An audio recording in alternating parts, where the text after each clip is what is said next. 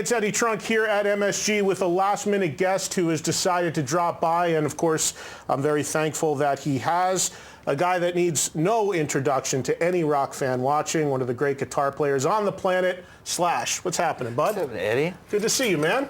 That's good to see you, too. You were just telling me before you kind of come in and out under the radar a little bit into New York, right? Well, yeah, you know, it's because a short amount of time that you're going to be here, I just sort of like to get to wherever it is that I'm going and do it, and otherwise I get myself in trouble and I end up staying a lot longer than I'm supposed to. And you avoid distractions like me calling you at the last minute saying, dude, come in for an interview and hang out. Well, right? you know, you're the one guy I was like, I'd like to come hang. You know, we talked about it a couple times. And right. If I don't have anything to plug, but I'll come hang out. Of course, we got to talk about what just happened because you just played in Europe with Velvet Revolver and did a bunch of dates, which really is not all that long ago. And of course, we now know that you are without a lead singer in Velvet Revolver.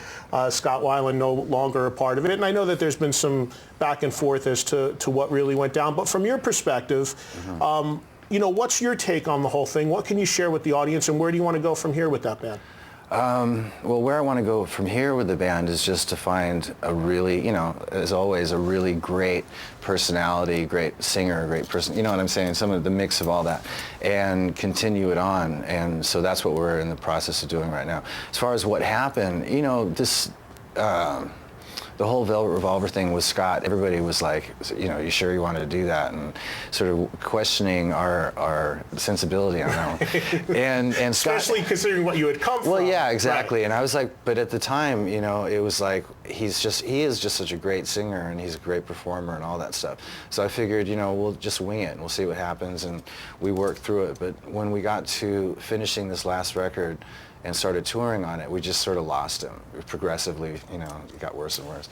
And I think after a few canceled tours and all this other stuff that went on, that I'm sure you can find on YouTube, we just decided that was it. And so we did our last tour of Europe knowing that that was it before we even set foot in Ireland, which is where the tour started. And so we finished out the tour, and it was actually the best leg of the whole tour from before even the Alice in Chains thing.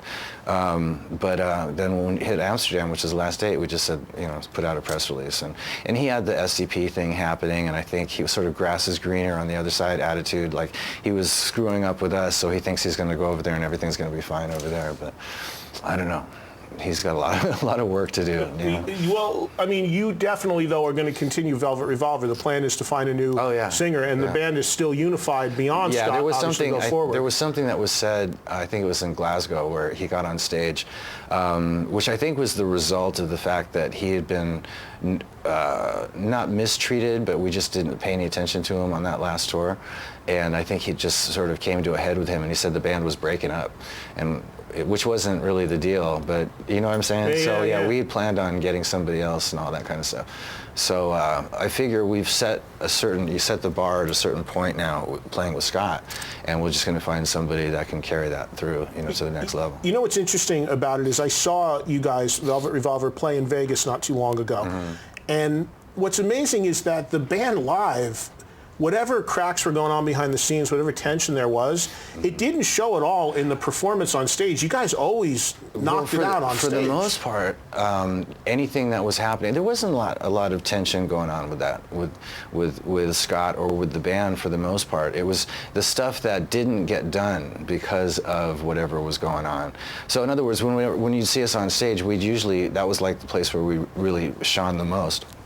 And then, but there was the gigs that you didn't see, you know, and the tours that never happened because of certain reasons, and that's what was really the big problem. The rest of the time we were fine. You know, that's how we managed to get as far as we did. Yeah, I'm smiling because I'm just in the process. I'm about 85% through reading your book, and for those that don't know, Slash has a tremendous autobiography out that's been out for a little while now, but as we were talking off camera, I've got a couple kids and it's hard to read a book in my world right now. Right. But I just took a couple cross-country flights and I got a chance to really get into the book, and I'm totally riveted. And honestly, one of the best rock books I've really ever read. Thank you. And one of the things I'm laughing about, though, is the theme that you're experiencing and talking about with Velvet Revolver, kind of unwinding and wasted time and all these sort of storylines. it almost is like a recreation of what you came through with Guns N' Roses, right? It's actually, sort of freakishly similar. That's why I'm laughing. 'Cause it's almost like the only major difference I think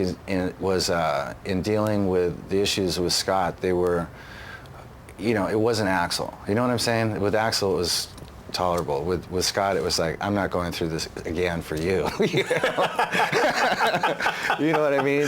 Well, because it was you'd been gone through that cycle already once before. So, I vowed never to go through it again. And some people have been throwing some names of singers at me who shall remain nameless. And I'm like going, I'm not dealing with another one of those guys. I got to find like a regular, blue collar type guy who just wants to get up and sing and has a decent work ethic. I can't deal with all this like sort of major pop star mentality and all that kind of stuff. I need tea at 2 and da da da da. Right. I don't work on Sundays.